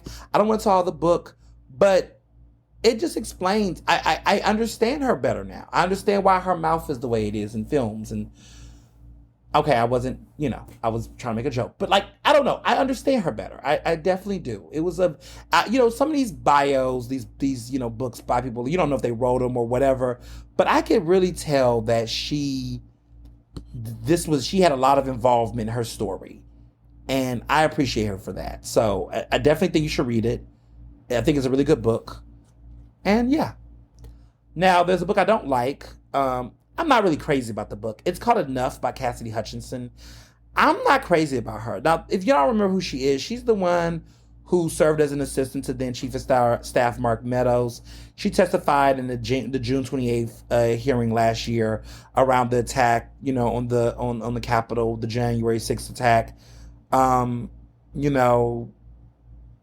Yeah, she tells a lot. She been criticized for a lot of the stuff that she talked about. It's doing well on the charts. People are talking about it. There's an audio book, and she's sharing her experience. She talks about growing up in New Jersey. She talks about, a lot of stuff. She did an interview on The View. I don't care. I'm sorry. I don't care. I don't care. I don't care, because you was with the shits until you weren't with the shits. And now you get to tell your little story about how you did your little heroic thing. And, you get to tell it, and you get to make money off of it. She's 27 years old, bless her heart. And she's gonna get rich off of, she benefited from the privilege of working at the White House under a fucking Trump regime at his lowest of lowest. Why did you work there? You worked there. And then you turn around and, when things got too wild for you, then you decided to go. Like she even said in the book that she planned to work for Trump after his term ended, but was denied the opportunity 2 days before she left the White House. Like what? Because Trump suspected her of leaking information to the press. So, come on. This is fuck her. Then she apparently said that Mr. Meadows had burned so many documents in his fireplace. This Mark Meadows guy. She talked about the classified documents how they were handled casually in the White House. Oh, she's ratting. She said that Trump joked about having COVID, at one point in time. She then said that Rudy Giuliani, she alleged he groped her, while they were backstage at a rally that preceded the Capitol attack. She said that he approached her like a wolf, quote, like a wolf closing in on his prey. She said that he put his hands under her blazer, then her skirt. Now, Giuliani has denied the claims on Newsmax. He said they're absolutely false and totally absurd. But it's unfortunate. And I mean, I believe her. I believe he did that. That's my opinion. I believe him. I believe her. But nonetheless, her interview with Rachel Maddow, I just take issue with the fact that we're seeing a lot of these people now want to come forward, but they come forward with a check in front of them, and that makes me question a lot of their integrity, personally. But there's been worse. This is petty stuff here. Now I'm in the petty news topics slightly. There's been a lot of talk about this Kim Kardashian versus Kourtney thing. I'm Team Kourtney Kardashian. In a nutshell, Kourtney and Kim has been beefing again, I guess for ratings. And Kim revealed in her argument that there was a group chat with Kourtney's friends and others, and there's a group chat outside of the group chat they have as family. It's called Not Kourtney, and basically they are talking about how they're concerned and worried about her. And this is Kim being a mean girl all over again. Honestly, if any of my family members had a Not Ernest group chat and they were having conversations about me, they wouldn't be coming to my damn family events. Period. They wouldn't be around me. You're not about to sit around here and be calling me a friend and doing all this, doing all the things that you're doing. I've seen it. I've seen enough to know what's right and what's wrong. So I'm not falling for the okie doke. But yeah, the Not Kourtney, that's messed up. And then she also, I didn't appreciate Kim doing it. She interjected how, I guess, Kourtney's kids are feeling about her. And again, another low blow, another unnecessary low blow. Girl, I cannot. Moving on. So you all asked about this Taylor Swift, Travis Kelce situation. Now, I don't have too much to say for it. I think this is a stunt. I'm really, look, I like Taylor Swift. I do. I'm a fan. But these are those moments where I'm just like, girl, what are you doing? You doing a lot. Like her dating that guy, Matt Kelce or whatever, Healy or whatever, and his racist ass, doing Nazi, salutes during concerts, talking about his fetish of watching, black women getting, watching porn of black women getting disgusting, debased. Like this man, and then she kind of slid away from him, even though she had this long little love affair with him. He used to be a part of the 1975, which that group has kind of disbanded. Not disbanded, kind of went on. They're on this indefinite hiatus. And I think a lot of it has to do with his ass, because he don't know how to shut the fuck up. But now she's running around here with Travis Kelce. And I think, and Travis Kelce, of course, is a part of the, let me be that gay who needs to look up the football team. He is a Super Bowl. He won a Super Bowl last year. His brother is another famous one. So he is the chief. He's a part of the Kansas City Chiefs that won a Super Bowl early this year. He has a brother named Jason Kelce who is a football player for the Eagles. And a lot of people are saying that the Taylor Swift and Travis Kelce, they collide with primetime TV, that apparently, he's one of the best NFL players. But now they're trying to say they're a couple. It's a lot of stuff going on. There's a lot of rumors and speculation. But to be honest, I just, I think it's too much. Now, the real messiness is that everyone's been talking about how he dated a black woman. His ex is Maya Benberry, who is this black woman who has a career in media, and she's doing a lot of interesting things. She's gorgeous. They dated for a while. She said he was getting the key to the penthouse. She met the family. She thought that at one point they were going to get engaged, and then they broke up. She really thinks the relationship is fake. She talked to Inside Edition, which unfortunately they spent more time talking about the Taylor Swift situation rather than her talking about her new brand or her new line of things. But I kind of like, Maya, girl, look, boo, like, you know why they brought you on. They was not here to just talk about you. They were there to talk about the what everyone's talking about. So, but once again, there are those situations in media where people be playing those media games, and she fell victim to it apparently. But I don't know. I'm a little cynical, a little skeptical about some of her, her complaints about, whether or not she was fully included in the conversation or not. I don't know. But there's a lot to be said there. Personally, I just think this is another attempt for Taylor to distract people from the fucked up decision she made earlier this year dating that dude with his racist past. And so she's doing a lot of media work to try to get that story out the way, because a lot of people, she's got fans that are not really feeling her about that. Rightfully so. So, in other news, Tupac, there's a man that prosecutors say ordered the 1996 killing of the legendary rapper Tupac Shakur. This man was arrested and charged on Friday. And this is a big breakthrough, because we've been wondering for a long time who killed Tupac. I mean, a lot of y'all think he's alive, but this man is named Dwayne Kef D. Davis. He's been long known to investigators as one of the four suspects identified early in the investigation, but he's not the accused gunman. They said he was not, but he's the group's ringleader that tried to do this killing, right? Well, he did do the killing. And the Las Vegas police homicide lieutenant said that he basically orchestrated the plan that was carried out, that he was the shot caller for the group that did actually kill Tupac. Davis himself admitted in interviews and even in this tell-all that came out in 2019 that he provided the gun used in the drive-by shooting. Now, that memoir is called Compton Street Legend. And so, dude, what? This man, this killing happened. Oh my goodness, this killing happened like over 25 years ago. Davis is now 60. So he was like 36, 35 when he did this shit. He's now 60 years old. The grand jury has voted to add a sentencing enhancement to the murder charge for gang activity. And they're saying that it could add up to 20 additional years if he's convicted. Yeah, it's a wrap for this man. I mean, goddamn, 25, 26 years, 26 years later, how many years? 27 years since the killing? Yeah, 27 years later. Listen, forensics will get on it. Forensics will get on it, y'all. Just saying. That is wild. Big shout out to the Writers Guild Association for winning their contract with the studios. You know, I am, going to be very soon a proud member of the WGA, the Writers Guild of America. Very happy that they won their contract with the studios. It's a big damn deal. And for people who've been sleeping on this for a while, I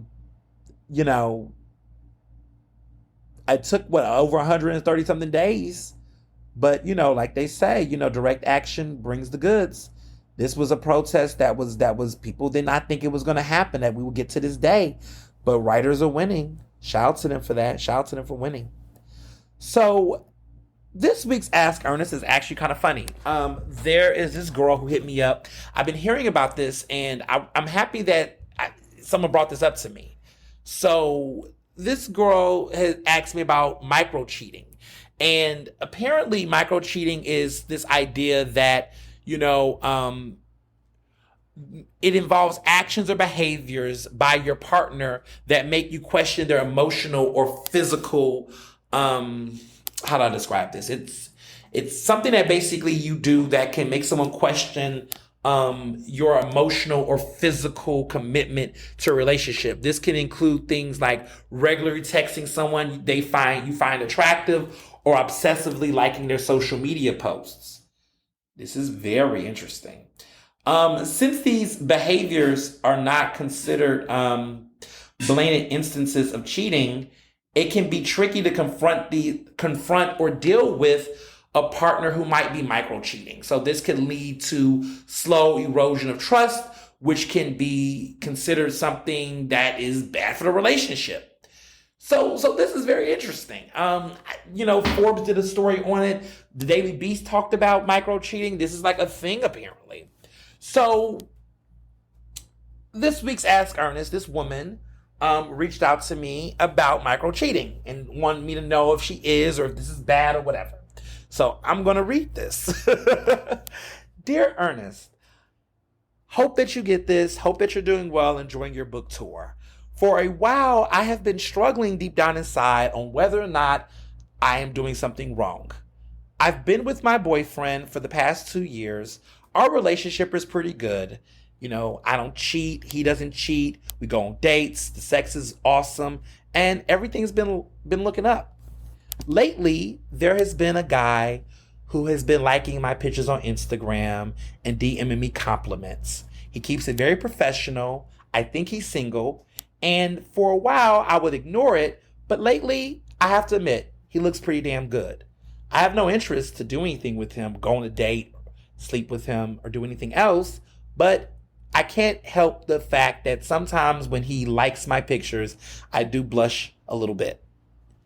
I haven't told my boyfriend about it because, quite frankly, what would that do for the relationship? However, I am beginning to like some of his pictures when I see him out, and there seems to be a little something going on, even if it's virtual. I tried to talk to my therapist about it. She just basically told me to tap into my feelings, but I don't think it's that serious. But I did hear that there's a term called micro cheating that people are saying is cheating without actually cheating. What do you think? Damn. Okay. Maturity. Girl, what you doing? I don't know. Okay. So let me start by this. If you feel like you got to keep things a secret, if you feel like what you're doing is a bad thing that requires absolute, total, whatever, then I personally think there's something else going on here. However, what I will tell you is you have to figure out for yourself why you're doing what you're doing and why you feel like what you're doing requires you to talk to your therapist about it. Because what it sounds like is that you low-key crushing on this dude. And if you crushing on somebody while you in your relationship, it don't matter if your relationship is good, but if you're having a crush that's creating unnecessary drama, I don't know. Now, the thing is, people like pictures on Instagram, and I don't, based on your message to me, it doesn't seem like you all are like texting, because if you are messaging and numbers are being exchanged, you're doing a lot. But I don't know. I think if somebody's liking your pictures or whatever, I mean, listen, if you pretty, right? I mean, I'm looking at your IG page. I think you look good. And your boyfriend do look good too. Y'all look good together. I don't see nothing there. But if you are at a space where you start to like the pictures back, girl, that's giving an invitation, okay? Because I'll tell you, people be liking my stuff and all that kind of stuff be happening to me. But let me tell you something, baby. You don't send an invitation that you're not trying to open the door to. So if you peeping that this person is doing these things and you now going and you liking stuff and you doing it too, you're playing. And when you start playing, baby, you light a match, you're going to set a fire. So I don't know what this micro cheating shit is, but I'm just telling you that don't light a match that you ain't trying to set on fire. I think one of the things that we're recognizing in this world, though, when it comes to monogamy and conversations about dating and relationships, is that this is how I feel about it. I mean, everybody got their own beliefs. It doesn't seem like you have an open relationship, so that's why you're asking these questions, you're having thoughts. I'll say this. We cannot control how other people receive us, but we can control how we engage other people. And so I always tell people that I don't believe in victim blaming. If you look good and you want to wear a nice dress and men are looking at you and people are looking at you saying you look good, that ain't your fault that you look good. Because at the end of the day, I don't believe in victim blaming. Okay, I don't believe in blaming people for looking good. If you look good and you sexy and people like your pictures, they can like your pictures. We call it look, but don't motherfucking touch. Consent, right? In a relationship situation, right? I look good, my man look good. We look good together. We knew we look good. That's why we're together. No, but true though. I am not at all bothered that somebody might be somewhere on the internet looking at pictures of my man and lusting after him. And quite frankly, he is not worried about nobody scrolling on my timeline, looking at my pictures, putting hearts and being whatever. Because at the end of the day, fans are going to be fans. And that's just what it is. That's just what it is. I don't feel nothing. But when a person gets to a point where they cross the line, where they do something a little extra, it's your responsibility to check that person and keep it the fuck moving. Anything that's not checking that person and establishing a respectful boundary is, to me, sus. And I'm not saying you cheated, I'm just saying it becomes sus, right? So I got people around me like that I sense might have a little crush on me. Like, none of my friends. I'm just like, when I go to certain events, I be in certain situations and I'm like, you shaking my hand a little too long. You asking too many evasive questions that is not a question you should ask a married man. And when the moments happen, you know how to interject. Okay? I was out a couple of weeks ago at a tasting, and this guy who was actually, one of my friends brought this guy who was out of town. He from, where is that? Atlantic City, I think? Somewhere in Jersey. And he comes to the event, and he's all like, oh, I'm such a fan of your work. And, I'm submitting. I'm like, oh, thank you. I appreciate it. Yeah, yeah, yeah. Whoever got you must be very lucky. I say, yes, my husband. Yes, he's very lucky. Stop it right there, baby. Stop it right there. Cut it out. Cut it out. Pause. That's how I move. That's how I move. When we be out, me and my girl, my homegirl Amanda, we be out here. I'm the cock blocker in chief. See, sometimes you gotta have your friends do the work for you. My friend be blocking dudes. I be blocking dudes for her. We at the table. What's Oh my goodness. I know Joe gonna be like, no, but he know. See, you gotta be here for your friends, right? These boys, we be out walking, they be like, oh, he gay. So that's supposed to be her gay friend. So she may still be available. This dude come over like, hey, what's good with you? Whatever like that. Oh, very good. You see her engagement ring? We this is me and my friend, she about to get married. Mm-hmm. Oh, the energy change. You got to do that sometimes. Just shut it up. Shut it down before it gets there. Let's shut it down on sight. That's what I believe in. So with you, sweetheart, in your situation right now with this liking photo stuff, cut that shit out. Cut it out. If you don't want to cut it out, you can keep going. But understand at that point you crossing the line, and that's why you somewhere talking to your therapist feeling guilty. Cut it out. Just shut it down. Just stop liking this stuff. Unfollow him. You don't need these problems. You got a good man. You got a boo. Be with him. And if you don't want to be with him, then leave him. But all I'm telling you is don't get in no trouble behind some likes. Don't be doing no stuff you should be doing. Mind your business. If you look good, you look good. There's always going to be good looking people. I always say that. But at the end of the day, there's a lot of good looking people in the world. But let me tell you something. A relationship is more than just attraction physically. Because I'm thinking to myself, yes, there's plenty of good looking people, but how many of these people are going to be able to deal with me and all of my multitudes? How many people are going to deal with me and all of my chaos, toxicity, and beauty, and sexiness, and all of the things that make me me? A lot of people think they can handle people in multitudes, but they can't. It's very rare. As somebody who's been dating for a long time in the world and been in the world and have had different types of men in my life, I must say Mr. Johnson is the one man I feel like that can contain me in all of my multitudes. Because some people, they like me for the look and the success and this, but they can't take me and my ambition and my madness and my controversy. They can't take all of that. I like that I have somebody in my life that can have me in all multitudes. And sometimes you can get fleeting when you start looking at, oh, this person telling me compliments. But that's easy. That's the easy shit. Who's going to be there for the hard shit? Who's going to be there for all of it? Because that's the stuff that folks forget. So look, maybe there could be a situation with intimacy in your relationship. I'm gonna mind you did ask Ernest, so I'm gonna tell you everything. Maybe you're in a situation, relationship where your man is just not giving you enough of that at home. So this little bit of attention you're getting is making you feel some type of way. And maybe that's what it is. But you know what? Maybe you should have a conversation with your man about that. About, hey, you get a little too comfortable. A compliment would be nice a little bit, something, because that matters to me. And everybody speaks in different love language, because Mr. Johnson does not like all of that attention. I'd be like, oh my God, you're so sexy. He'd be like, all right, Ernest. Some people are different, right? Everybody's love language is different. My love language is, I love praise. Oh, I love praise. Tell me I'm a bad bitch for the 10th time. I love that. But some people love affection, like physical tender affection. They like hugs, and they like gifts, donations, gifts. Everybody likes different things, and I've learned in my own life how to communicate and translate those different emotions and feelings as well. So I don't want to take too long, but I just want to say, take some time to actually look inward in your relationship and figure out what it is. I'm not a therapist. I'm not a physician. So let me just say I'm not a licensed therapist.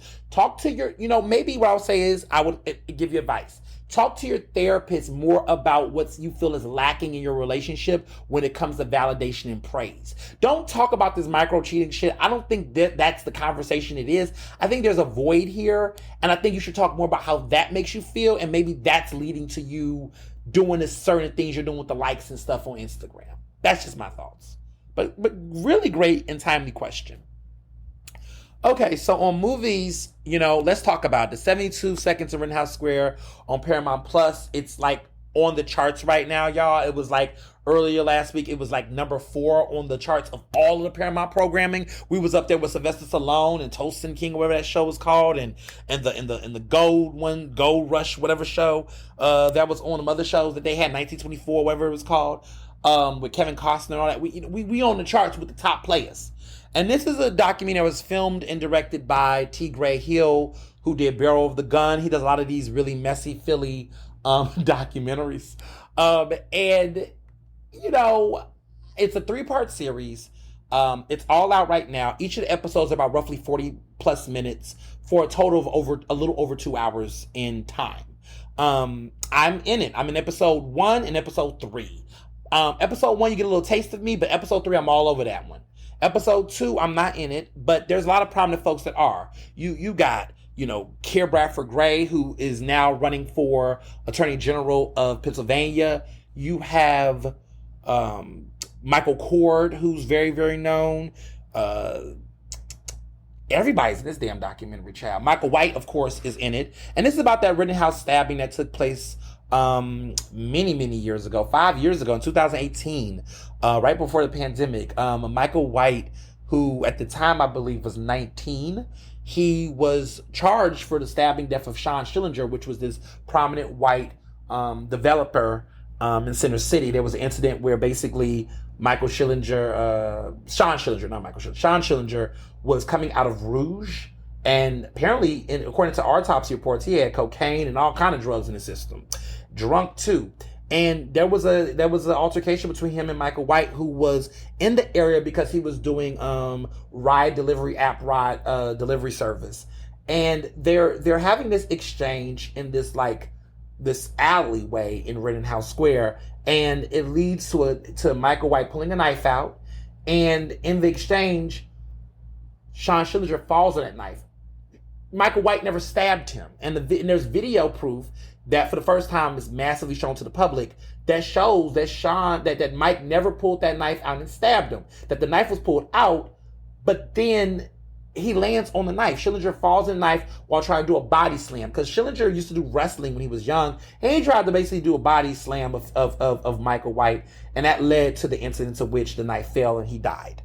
The documentary is a lot. It is a lot. And you know, my thoughts, first of all, when they filmed me, because I need to get this out the way. Listen, I was filmed in the height of the pandemic in the spring of 2020. Barbershops were closed. The girl couldn't get a facial. I couldn't do nothing. So I look a little rough, but still cute. And actually, according to Philly rough standards, not rough enough. But in my opinion, I was rough. And, I'm there doing this documentary outside of City Hall, doing an interview. I was outside. Man, there was no vaccinations or nothing. It was risky, man, but I did it. I went, spoke my truth, shared my take on it, and y'all got the majority of how I felt about that case. I wrote a piece for The Nation about the situation, and that piece did really well. I got an award nomination. It was very much respected. It was a whole total story about it. I don't want to tell too much of the documentary. I want y'all to watch it and get your own perspective. But one of the things I will say, one of my personal critiques about it, is that I felt like T. Gray, the filmmaker, spent a lot of time trying to build up a lot of this social apathy for Schillinger, which I get to a certain extent because he is dead, and look, that's a hard situation. But when you watch the documentary, they spend so much building it up that when you get to that third final act, you realize why Michael White won. Because in spite of all the things that was being said, this man had a history, and they try so much to. The family, the parents try so much to downplay that history, that violent history, that aggression that's been a part of that man's life. And they try to act like this encounter between Michael White and him was just an argument that just escalated. But it's like, no. Why is this man trying to grab this young black man and do all of that? Why was he doing? You know why? Because he was drunk and he was high. And this is typical privileged behavior. And, it's unfortunate he died. But in many ways, his reckless actions led him to the point where that happens. And I just think it's interesting how, everybody can try to bypass all of this to try to frame this black man who never had a violent history or the same level of violence in that kind of way that Schillinger had. Like, they really, it's a lot of racism, it's a lot of stereotypes, there's a lot of, and let me be clear, T. Gray is black, but I feel like T. Gray in many ways did pander to a lot of that anti-Larry Krasner sentiment that drove some of the narrative in the documentary in a way that I felt was like a little bit disproportionately intellectually dishonest. But it's his work. All I gotta say is I come out looking good. I said what I said, and I say it again. I believe Michael White. I'm happy that brother is free, and I'm happy that he can live the life he wants to live, however he chooses to. Because at the end of the day, I know in my heart, and I think the jury knew, that he did not come to Rittenhouse bloodthirsty trying to kill a white man. That just was not what he was trying to do. He was living his life. He saw an encounter and a situation that he felt like was interesting. He spoke up. And because of that, that led to somebody trying to get in his face and get aggressive. And that's what happened. This man, in many ways, fucked around and found out. So, yeah. As far as music goes, music has been really interesting. Diddy's new album did not really do that well. It flopped on the charts. It came in, I think, at 19 on the Billboard Hot 200.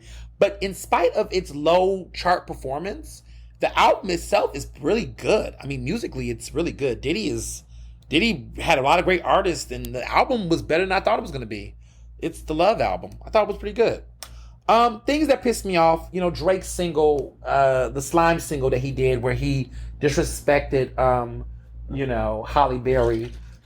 That single with SZA, in my opinion, was trash, but it charted to number one and debuted at number one on Billboard. And now he's competing among the likes of Whitney Houston and Michael Jackson with the most number ones on Billboard charts around that list, which is very telling about the industry today with streaming and all that shit. It's just not the same.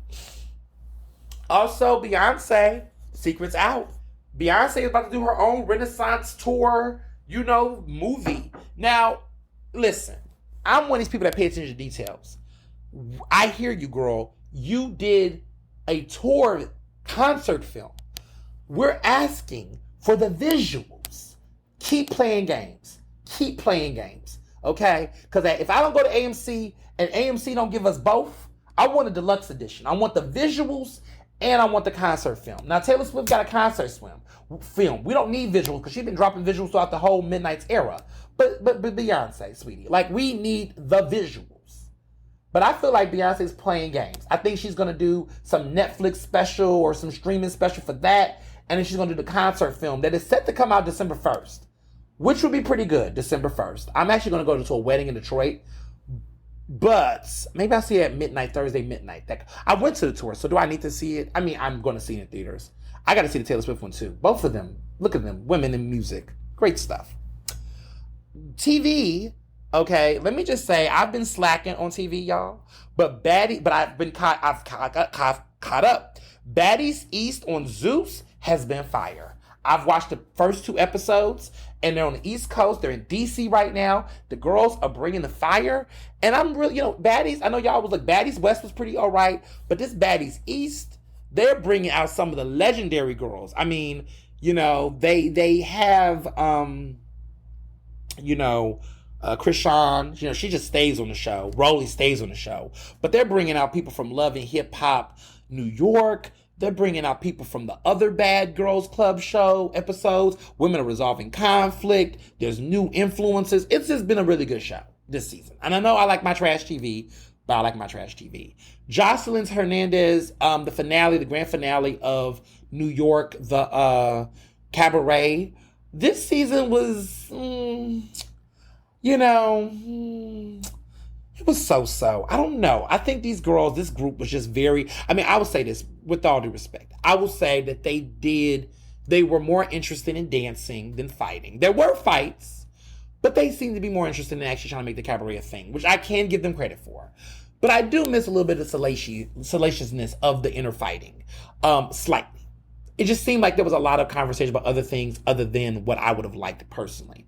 But, peace is also a positive thing as well. But let me talk about this Love and Hip Hop Atlanta, baby. The finale came. It's a lot going on with the girls, but this they did a special episode talking about colorism and racism. You know, Erica Mena, man, she's done. I'm sorry, I don't see Erica Mena making a comeback with all this controversy happening to her. I just don't see it. I don't see how she's gonna be able to make this work with everything else she got going on. So I'm a little bit on the fence about Erica Mena. She's been publicly trying to criticize the show, talk about how the show made everybody look like monkeys and stuff. I hear all that, girl, but at the end of the day, sis, let's be real. Let's be real. Let's be real. The racism, you said monkey. You made the monkey sounds. And there was some good conversation in the episode, and I really liked what Young Jock said. That really stood out to me the most, is that they were talking at one point where Yandy was saying she was trying to educate her and talking about how she wasn't educated enough on this issue. And Jock pushed back and he said, and this is what really stuck with me. He said, well, you know, I'm going to have to basically call bullshit on that, because he said, you know, you've gotten access to the culture for so many years. You knew enough about the culture to do the things you did to elevate yourself. And so then all of a sudden, you don't know anything about this. Yeah, I don't believe that. And I agree with that. Erica Mena knew what she was saying. She knew the impact of what she said. She chose to go low. She chose to go super low. At the end of the day, if this is sort that that VH1 wants to fall on and dealing with this issue and Mona Scott, let them.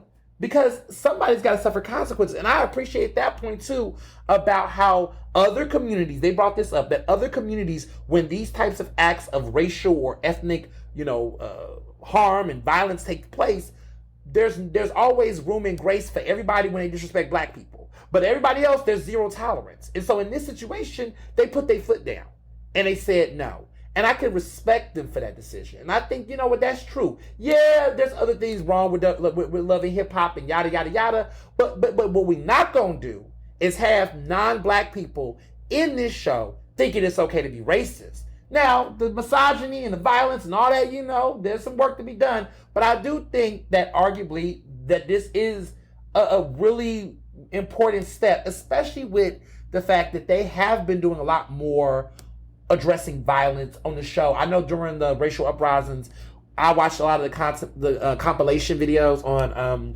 YouTube. I'm a big YouTube enthusiast around that. They would blur out the fights. Some of my favorite fights, actually. I do like when Sierra, that scene Love and Hip Hop Atlanta, when Sierra was arguing with some girl on the show and she got that purse and she plot that purse. Listen, I always remember that scene. She just was like, oh, you a shooter too? Oh, really? And then the next thing you know, Sierra snaps and she gets the bag and she just slams that bag on that girl. And then it starts to be a huge fight. She kind of falls into the fight. And there's a huge shuffle fight. And they block it out now, which, I guess. But anywho, these are those moments. Or that scene where, now I'm getting too nostalgic, but Jessica Dime was on the island and there was a girl named Treasure. And they were arguing because Treasure had brought up Kirk Frank's relationship and how she talked to the woman who was messing with Kirk in the marriage. And she was just saying side girls have a story too or some stuff. And that didn't sit well with Jessica Dime. So she was defending her friend Rashida. So she started throwing hands and she pulled the girl's wig off. Again, another iconic moment, but I digress. Anyway, we don't support violence, and good for Erica being canceled. So that's that. Well, this upcoming week is exciting. Looking forward to, of course, LA. Looking forward to lots of conversations. Y'all may or may not see me maybe on a next episode of Piers Morgan very soon. Piers Morgan, can I get enough of me? But the work continues and the work goes, and I'm just super excited. It's been a very great time, and I'm excited about fall. Welcome October, and as always, be well and be best. Ernestly Speaking is recorded in Philadelphia, Pennsylvania, and can be found on Apple Podcasts, Google Podcasts. To stay up to date with the latest on the show, follow me on Facebook, Twitter, and Instagram at Mr. Ernest Owens. Use the hashtag Ernestly Speaking to tell me what you thought about this episode, and check out my website at ernestowens.com.